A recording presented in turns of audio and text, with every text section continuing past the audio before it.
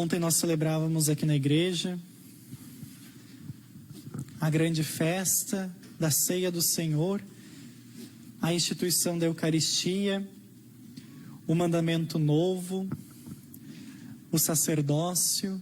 Rezamos também por todos os padres, nossos bispos, pelo Papa Francisco no dia de ontem. O lava-pés, a humildade, prontidão, colocar-se também no lugar do outro. Jesus, que tanto fez o bem, tendo amado os seus que estavam neste mundo, teve amado todo mundo, na real, né? Amou-os até a última gota derramada na cruz. Tendo amado todo mundo, ele se entrega por nós na cruz, nessa tarde, para nos salvar.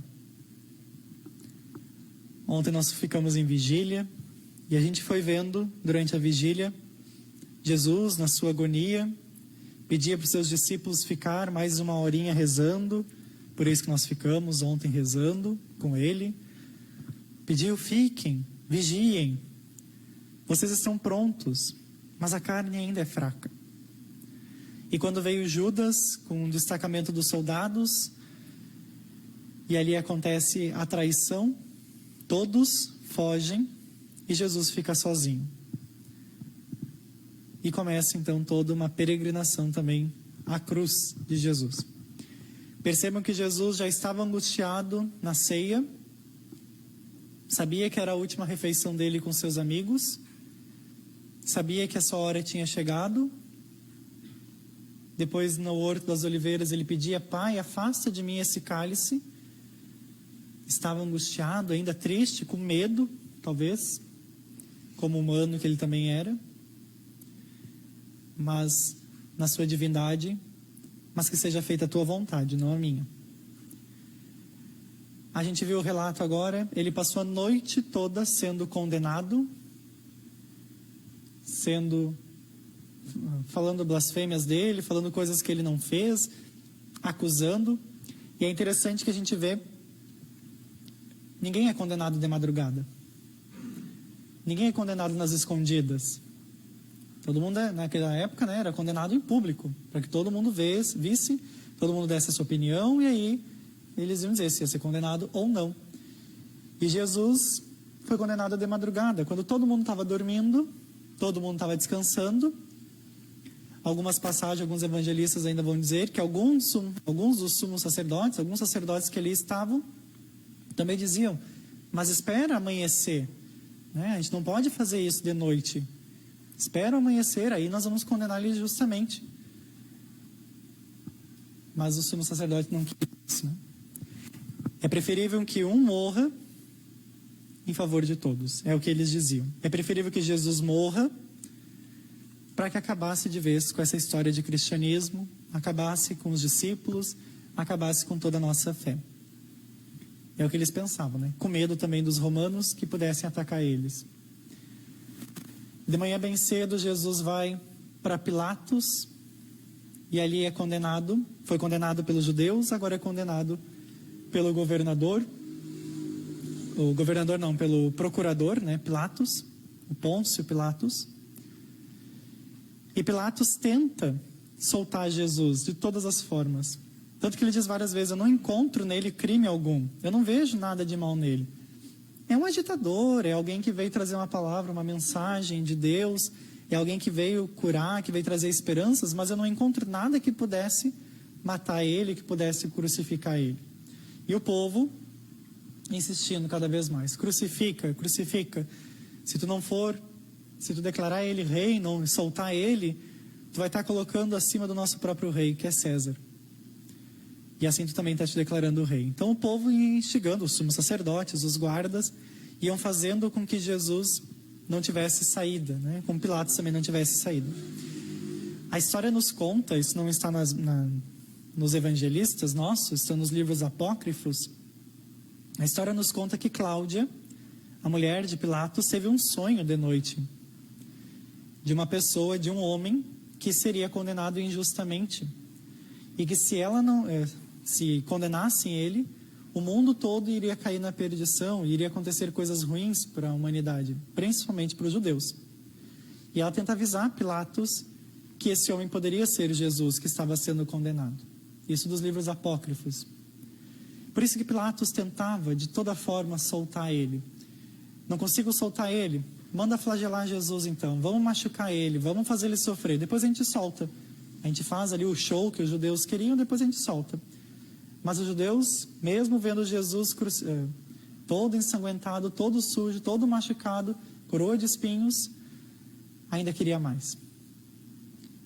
Então ele dizia, é costume na Páscoa, vida nova, eu soltar um preso. Vou soltar Jesus então. E eles gritavam, foram mais espertos, né? Solta Barrabás, não Jesus. Barrabás era um bandido, né? Que a história também diz que ele se encontrou com Jesus no meio do caminho. E ali também teve agora o seu encontro. Jesus é trocado por um bandido qualquer. Um inocente é condenado. E ele vai acontecendo, ele vê que não tem mais o que fazer. Jesus ainda dá a dica para ele. Tu não tem culpa nenhuma do que está acontecendo. Quem me entregou a ti, esse sim tem culpa maior. É o sumo sacerdote, não é tu. Nós condenamos Pilatos até hoje, né? É claro que Pilatos também agiu de forma política, né? Meio campo ali, para tentar não ir para o lado dos sumos sacerdotes, mas também não ficar tanto a favor de Jesus. Ele também ficou numa saia justa ali. Por isso ele lava as mãos e diz, eu não tenho nada a ver com isso. Eu libero então para vocês crucificarem ele. E ali Jesus sobe para a crucificação. E várias profecias vão acontecendo no meio do caminho. As roupas, o tenho sede. A história não conta tudo, mas nós temos a Via Sacra, que é ao nosso lado. Ele se encontra com Verônica, ele se encontra com a sua mãe Maria. Ele cai várias vezes, não só 3 vezes, como a gente vê na Via Sacra, mas várias vezes ele cai. Ele tem a ajuda do Cirineu, né? Ele se encontra com as mulheres. Ele vai sofrendo, ele vai passando, ele vai caminhando, ele vai subindo com aquela pesada cruz. É as nossas dores, o nosso sofrimento, os nossos pecados que Jesus carrega nos seus ombros até o Calvário. Meu Deus, por que me abandonastes? Ó Pai, em tuas mãos eu entrego o meu espírito. Tudo está consumado. O salmo que a gente ouviu é o que Jesus fala. Ó Pai, em tuas mãos eu entrego, né, o meu espírito. Esse salmo foi escrito lá na época do rei Davi, muito tempo antes de Jesus. E Jesus confirma essa profecia. A primeira leitura que nós ouvimos de Isaías, ele foi maltratado como um cordeiro levado ao matadouro, não se sujeitou, não abriu a boca, não falou nada. Quando ele foi interrogado com os sumos sacerdotes, ele não abriu a boca. Quando ele vai para Herodes, ele também não abre a boca. Quando ele fica com Pilatos ali, ele também não se diz muita coisa. Ele fica em silêncio, como um cordeiro. É o que nós celebrávamos ontem, o cordeiro pascal. Como um cordeiro que é levado para a sua grande missão, para se entregar por nós, para se imolar e se sacrificar por nós. Ele nos entrega a sua mãe, Maria, como modelo para nós também. Maria, que era mãe de Jesus, agora é a mãe de todos os discípulos. E na hora da cruz, na hora do seu maior sofrimento, da sua maior angústia, ele nos deixa mais um bem precioso. Na noite já nos deixou a Eucaristia, já nos entregou o sacerdócio, os padres, já nos entregou o serviço do lava-pés. Agora que ele está se entregando totalmente, ele ainda nos deixa uma mãe que nos cuida, que nos protege. E essa mãe vai ter uma figura muito importante até Pentecostes, rezando com os discípulos, pedindo, intercedendo. E até hoje, ela intercede por nós. Mulher, eis aí o teu filho, e filho, no caso ali João, eis a tua mãe. E a partir desse momento, o discípulo a acolheu consigo, como sua própria mãe. Esse testemunho, isso que nós ouvimos, é verdadeiro. Vai dizer ali que o soldado, bem no finalzinho do Evangelho, o soldado, vendo que Jesus já havia sido morto, não quebrou as pernas dele para se cumprir as profecias. Não quebrarão nenhum dos meus ossos. Mas então ele pega uma lança e finca, crava Jesus no peito e acerta o coração de Jesus.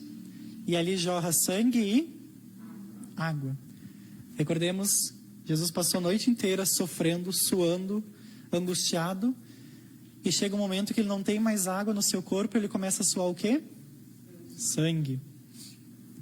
E na hora da cruz, já não tinha mais água no seu corpo, já estava totalmente desidratado. Quando finca, o coração de Jesus jorra sangue e água. Tem água no coração? Não, né? O sangue derramado por nós para nos salvar e a água que nos lava e nos purifica. Recordando também o nosso batismo. É a imagem do Jesus misericordioso que estava aqui com nós na quarta-feira, que nós vamos celebrar no domingo que vem, a festa da misericórdia. Esse discípulo, esse soldado que finca, a história nos diz que o próprio sangue e a água caem nos seus próprios olhos. Diz uma lenda que ele teria um problema de cegueira, um problema na perna também. E a partir daquele momento ele foi curado. Por isso que o texto diz que aquele que viu dá testemunho. Diz aqui.